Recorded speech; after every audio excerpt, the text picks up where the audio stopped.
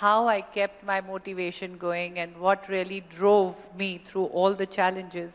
Because challenges were many. They were emotional, they were physical, they were gender related, they were disability related, they were infrastructure related, they were social mindset related. So endless barriers, but I think when your purpose is strong, when your motivation to bring about a change, as they say, be the change that you want to see around yourself. And the whole journey of ability beyond disability has been to drive the change home and create my new India as an India which is accessible infrastructurally, in the mindsets, and also digitally, because that is a new arena where we need inclusive accessibility on all the information technology and digital devices.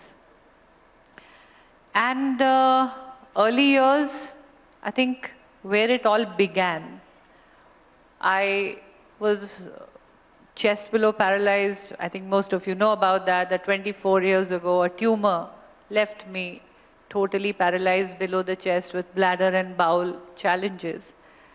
So the paralysis was not in my mind or my soul. I always said that maybe my body got paralyzed, but my soul was never paralyzed, because I was happy to be alive. I was happy to be around my two children. I was happy to celebrate life. But in the eyes of the society, and a very near and dear ones, that is because they are stereotypically biased, tuned, trained to think on a tangent which takes you that a person in paralysis is just a homebound, room-bound, bed-bound liability, which is going to be a source of sadness, demotivation, incapacitated, creating more financial expenses in the house, and no longer has the adjectives which describe you as a person of fun, frolic, fashion, dance, travel. I mean, all this was taken away from a person who was, whose innate nature was outdoors, who loved traveling, who loved dancing, who loved biking, who was always a public person.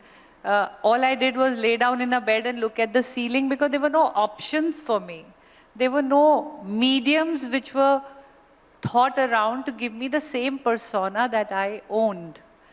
Helping someone, assisting someone, getting a nurse to give you a bedpan and give you catheterization and enema to pass stool in a bedpan, someone to come and bathe you, a doctor to come and do your physiotherapy, that is fine.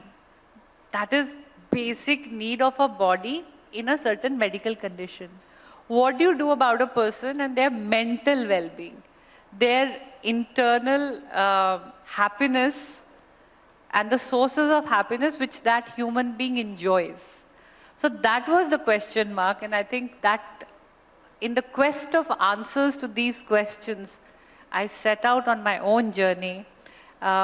My resume was just read, first person to do that, first person to do this. Whatever came my way, whether they were creating records in adventure sports, whether they were winning medals in sports, at an unconventional age when I started, everything was powered and dedicated, aimed, inspired towards finding myself and letting people know that I'm happy and I'm still the same Deepa.